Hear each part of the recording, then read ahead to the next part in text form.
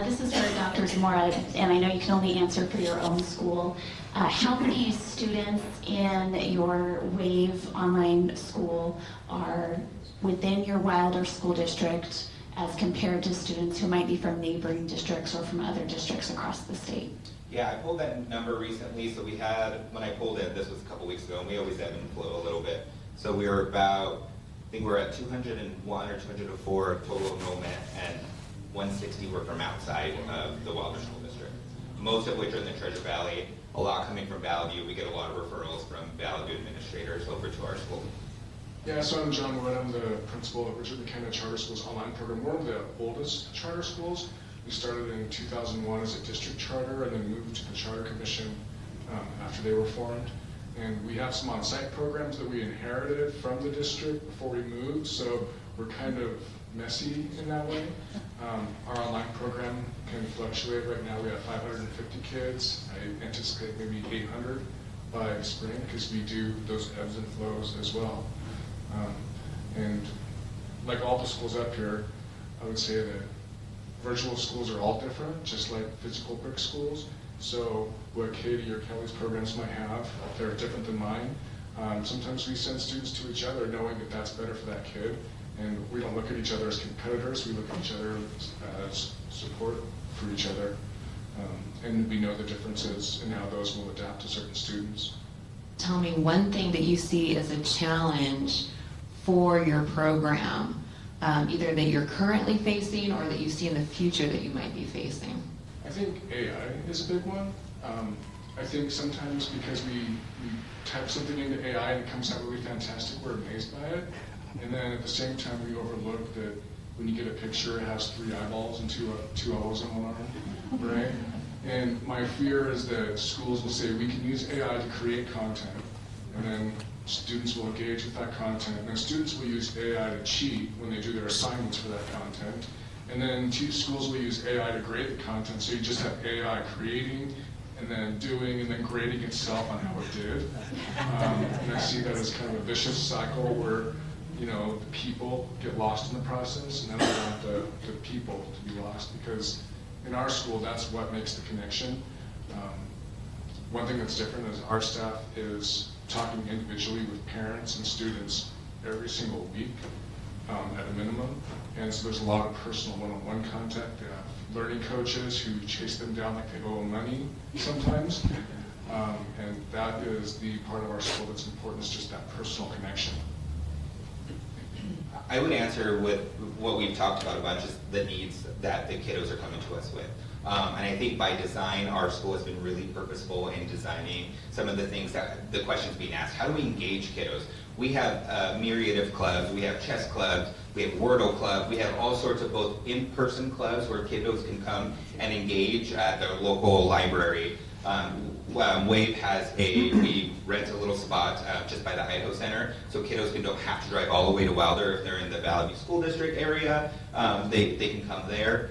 And so we have a variety of activities to really engage them so that they can increase that socialization. And I think that's one of those things is, how do we create those opportunities? Because that's where we get some of those soft skills, right? How do we teach some of those soft skills that are just as vital? Certainly we need to know the content.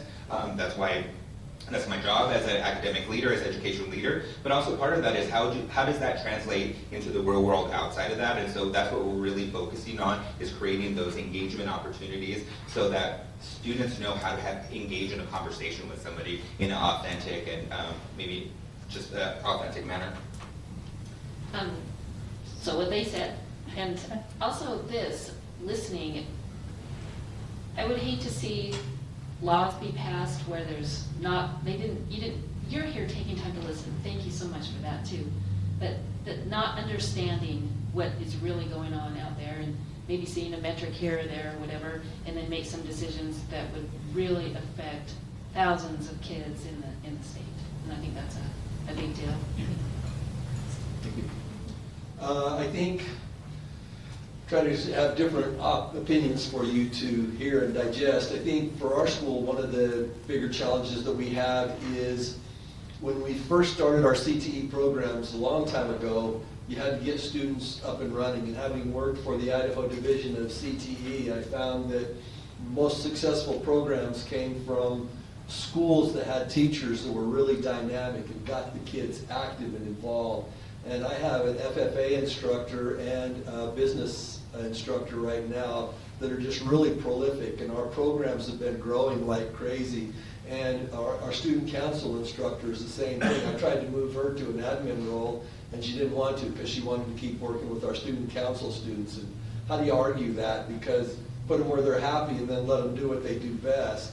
And what I'm finding now is the students are becoming so much more actively involved in getting into the community and participating in these programs and meeting other students around the state.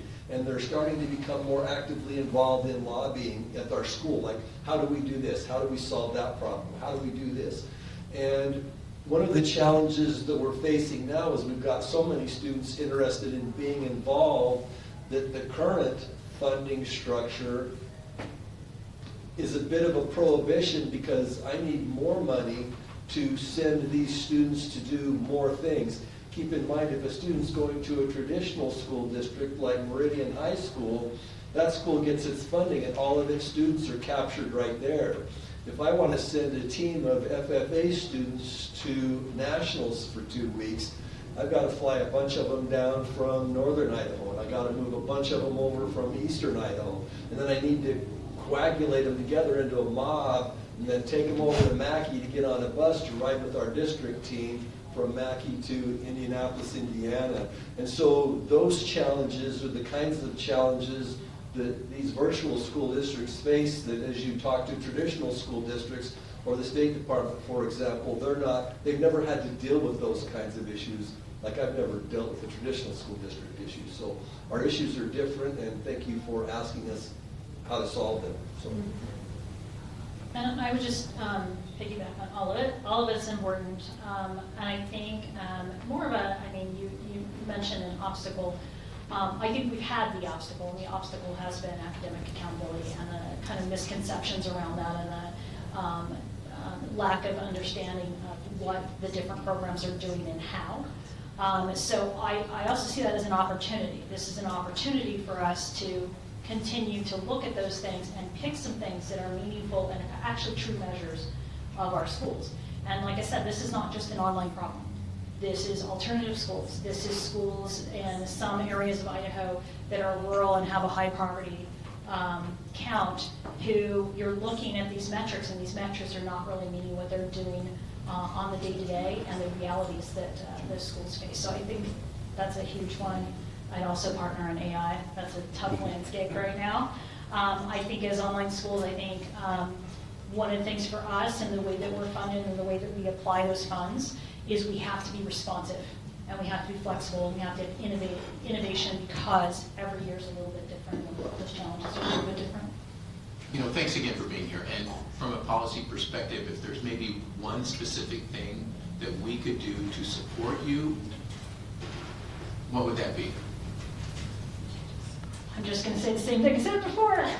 Look at alternative academics. Have that as an option. Have that as an option to develop it at the State Department level, that we're looking at something else aside from what the bare minimum is, or having that context for the public and parents and students. The example that I just used, everybody here is sharing their reasons, and so I would just piggyback off that. But again, continuing to ask us what we need to do and engaging in conversations is important. I think one of the things that would really be helpful, if I'm going to piggyback off the AI thing here with everyone else, is AI is a great tool, and it's the future. I remember when the IT crash came years and years ago, and when I was teaching an IT class for College of Idaho, my recommendation to the students was, you need to get into the IT industry. You don't wait until your job gets consumed by that. You proactively get involved in that. So being the administrator of a school teaching career technical programs, my recommendation would be, how do we, you, everybody here, find ways to implement AI into our classrooms? I remember when IT started and we had phones, teachers used to say, kids can cheat when they take the history test. You ask them when the Civil War was, and it's 1865. You've all heard that, right? That's when it ended. The question you then ask them, because now they have the phones, is what was the leading causes leading up to the Civil War? And then you let them use their phones to find the solutions to the problems because they've got the phones in their hands. We're teaching them how to use it. I remember when they started with calculators. You couldn't use a calculator. And I'm like, what the heck? This is stupid. Now they're required. So I think we as a community need to find a way to get AI training into our classrooms, into our schools, so that the teachers can be effective in using it and teaching our young people how to use it as well. I would say from my perspective, just reflecting on the most recent legislative session, that a recent bill that would have impacted open enrollment for virtual district schools, like while there would have been a big impact to us, given the numbers we have. And I think it's important for me just to take this opportunity is WAVE is not trying to be the biggest online school. That's not my intention. I think 200, we're right about a sweet spot with like the size of staff that we have. We don't use a service provider. It's all teachers hired by our local school district, and they're all in Idaho. And we have really strong expectations governed by, and help supported rather by our teachers union. So we just have a strong school. So that was one of the elements that, in regards to your question around policy, that I just would like to share. So as we talk about metrics of success, Gallup has some fascinating research, right? One of them is around having a single meaningful adult relationship. Now my son's 37, so it's been a minute, but he took an IDLA course. And he was the type of kid who went to school, sat in the back, did his work, never had to interact with a teacher because he was not in trouble and he just did his work. But in this IDLA class, he had a closer relationship with this teacher who lived in Pennsylvania because he talked to him by phone every week. He directly assessed his work online back and forth.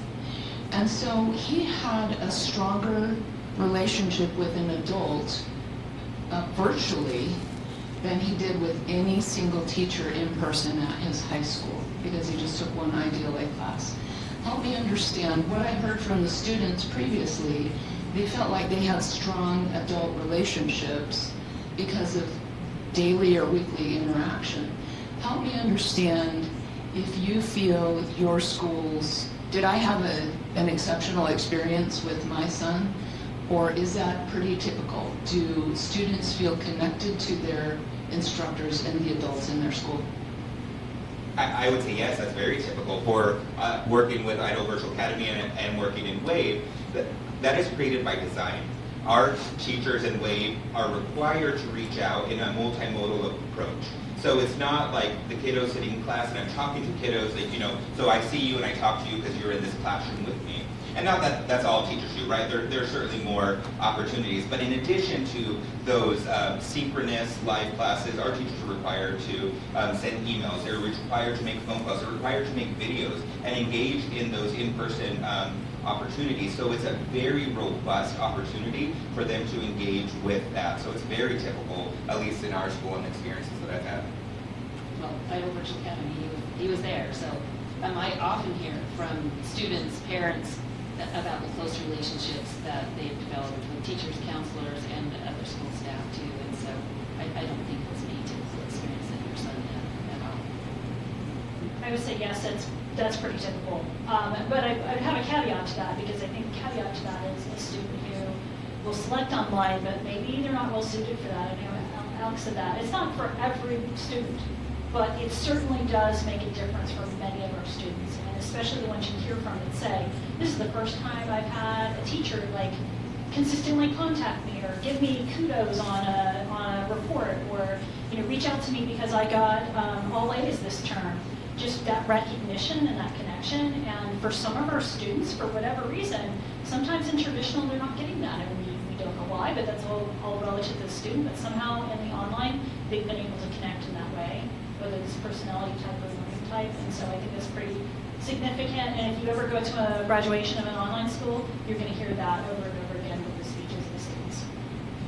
So I've had a couple retired teachers, and so the micro schools in a lot of other states, that's starting to really take place. And so if we were to have those micro schools, so like if some of our teachers that are retired that really don't want to retire, that would like to start up, let's say, a micro school, how could you guys partner together to make that experience the best for our children? Is that something that you guys could partner with them, or how would that work with micro schools and virtual? Because I think you guys could actually work together on that. I just would love to hear your feedback on that. I would say we don't have as much background knowledge because it's not a thing, like traditionally here. Myself and John, we're part of the Digital Learning Collaborative, and so there's a conference we go to every year. And that's a topic that just now is started. And I think a lot of that was started during the pandemic as far as that being popular. I see that as an interesting opportunity, but I think also some of our online schools, you have an in-person, you guys have an in-person model. Some of our online schools kind of mimic that a little bit, depending on their structure.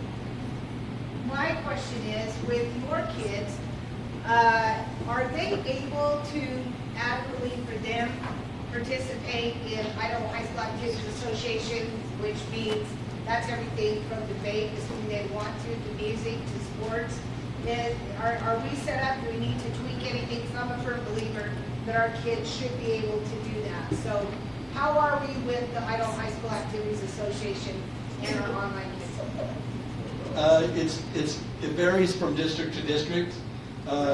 We have students that will participate in football. We have students that participate in art, chess club, debate, music, whatever it is. And some school districts say, yeah, just send them on over and they can participate. Other school districts want to have a dual enrollment agreement where they get some funding for the participation of the student.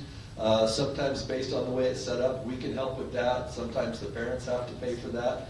But we just continue to work it out by having conversations with the families. We would do it more if the some school districts were a little more amenable to it. And to tag, same experience here, the tag on it, we did have one school that wanted us to pay for the student to play football. That was interesting. The one area that we found is difficult is some of those extracurricular activities they happen during the school day at their local school, like a drama club or a band. And because that student enrolls at that school for one period, that school's claiming attendance for that hour for that day. And then we are claiming attendance because they're attending our school. And then the State Department kicks back the iSucceed report and says, you're not going to get all the funding for that kid because they were at this other school for part of the day. So that's a problem that we run into as well, is we just kind of miss out. And we don't want the kid to not take advantage of those activities because that is good for them. I think fractional funding helps, but sometimes schools are kind of afraid, as you alluded to lose that. And I think that all schools need to be willing to maybe sacrifice a little if we're taking the student's best interest into consideration. But that pendulum swings both ways, because one of the things that we're actively pursuing is a lot of small districts can't afford to run FFA programs anymore. So now we've got kids coming to our school to participate in FFA for an hour a day, and then they go to school in the traditional district the rest of the time. So, finding more ways to get the schools to work together to solve those problems. It's not a one-way thing. The pendulum needs to swing both ways, and their kids can come to my school and take those CTE courses or participate in those programs if they want as well. I want to thank everybody so much for coming today so we can tell our story. And Susie and Wendy, I keep getting reminded it was over 20 years ago we started on all this. When I was president of the State Board of Education, I helped write the charter school laws because I had such passion for students having different opportunities and for parents to be able to make that choice. I really trust parents. And I'm just so happy to see after these 20 years that we're still growing, that we're still giving more options. And as I travel around to other states and see what they're doing, it's great to take all these ideas and implement them in Idaho. So we want to be your partner. Every legislator here, please know this coalition wants to make everything successful for students and for their parents. I just want to thank you for coming today.